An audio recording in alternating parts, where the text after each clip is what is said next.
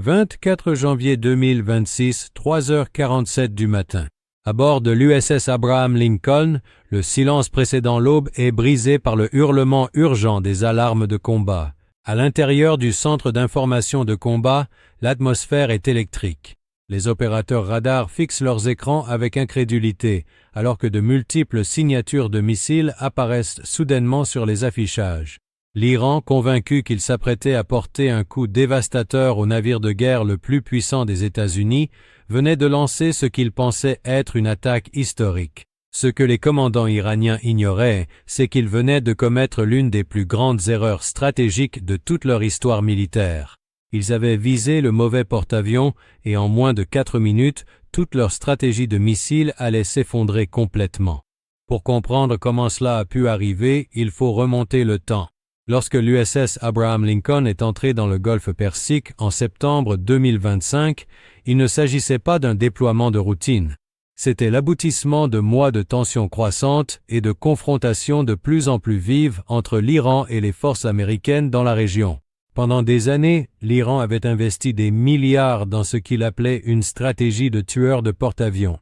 Ils ont développé des missiles balistiques, des missiles de croisière et des drones d'attaque, tous conçus dans un seul but, submerger les défenses navales américaines. Dans leurs déclarations publiques, les commandants iraniens qualifiaient fréquemment les porte-avions américains de cibles flottantes et vulnérables, mais leurs renseignements étaient dangereusement obsolètes. L'Abraham Lincoln qu'ils visaient n'était pas celui qu'ils avaient étudié. En 2024, le porte-avions a achevé un vaste programme de modernisation, le transformant en l'un des navires de guerre les plus technologiquement avancés jamais construits. Ses systèmes radars ont été améliorés, ses défenses antimissiles modernisées et ses réseaux de contrôle du feu naval entièrement intégrés, multipliant ainsi de façon spectaculaire sa puissance défensive. Les services de renseignement iraniens pensaient attaquer un adversaire familier et prévisible. Ils se sont trompés de façon catastrophique. Le corps des gardiens de la révolution islamique d'Iran se préparait à ce moment précis depuis des années. Des batteries de missiles avaient été secrètement positionnées le long du détroit d'Ormuz. Ils avaient effectué des exercices et répété exactement ce scénario encore et encore. Le plan semblait d'une brutalité implacable. D'abord, lancer des vagues de drones pour perturber et submerger les systèmes radars du porte-avions. Ensuite, enchaîner avec des missiles balistiques à grande vitesse pour saturer les défenses. L'hypothèse était simple. Aucun navire de guerre américain ne pouvait arrêter autant de menaces simultanées. Mais l'Iran a négligé un facteur critique et fatal. Le porte-avions n'était pas seul. L'USS Abraham Lincoln était le cœur du Carrier Strike Group 3. L'escortait des croiseurs lance-missiles et des destroyers, chacun équipé du système de défense antimissile Aegis de pointe, capable de détecter et d'intercepter des menaces balistiques à des centaines de kilomètres. Sous les vagues, des sous-marins d'attaque silencieux suivaient chaque mouvement dans la région, ajoutant une couche invisible supplémentaire au bouclier défensif. L'Iran pensait attaquer un seul navire. En réalité, il s'attaquait à une forteresse flottante et interconnectée. L'attaque a commencé à 3h43 du matin. Les systèmes radars du groupe de frappe ont détecté le TM. Des drones iraniens approchaient presque instantanément. Les systèmes de défense se sont immédiatement mis en marche. Les systèmes d'armes rapprochés du navire, ultime ligne de défense, se sont activés, crachant le feu. Le tir coordonné des canons navals des navires d'escorte s'est joint à la mêlée et en moins de 2 minutes, l'essaim de drones a été anéanti. Mais ce n'était que le prélude. Quelques minutes plus tard, des missiles balistiques iraniens ont été lancés depuis des positions cachées à l'intérieur des terres, fendant le ciel nocturne et grimpant rapidement vers leur cible. 14 missiles fonçaient désormais vers la flotte américaine. À bord des navires d'escorte, le système de combat Aegis avait déjà calculé les solutions d'interception avant même que les missiles n'atteignent leur altitude maximale. Des missiles intercepteurs furent lancés presque immédiatement depuis leurs cellules verticales, une lueur de feu sur la mer sombre.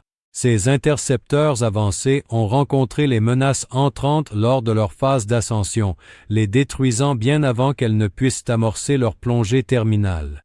D'autres missiles iraniens ont soudainement dévié de leur trajectoire, leur système de guidage brouillé par de puissantes attaques de guerre électronique.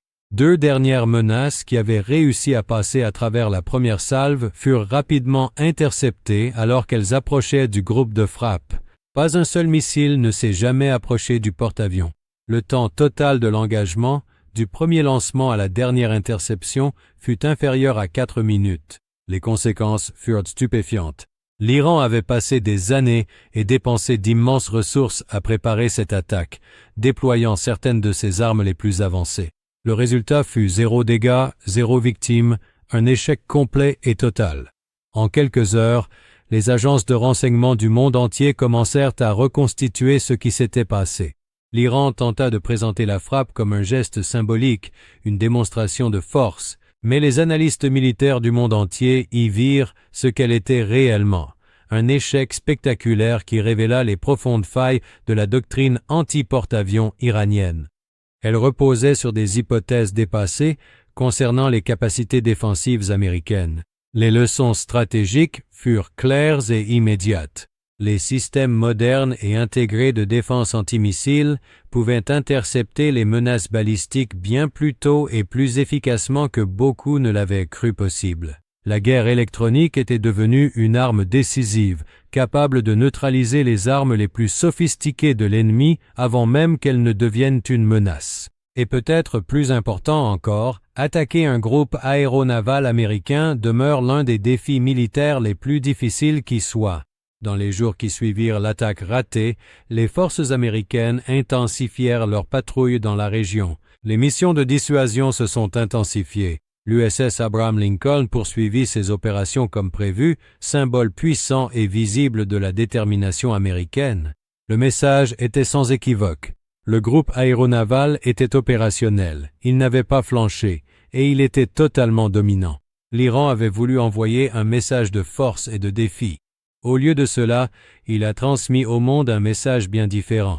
Il a mis en évidence l'énorme fossé technologique qui sépare ses forces de missiles des systèmes de défense navale modernes. Dans le monde de la guerre navale moderne, attaquer un groupe aéronaval n'est pas seulement risqué, cela pourrait bien être stratégiquement vain.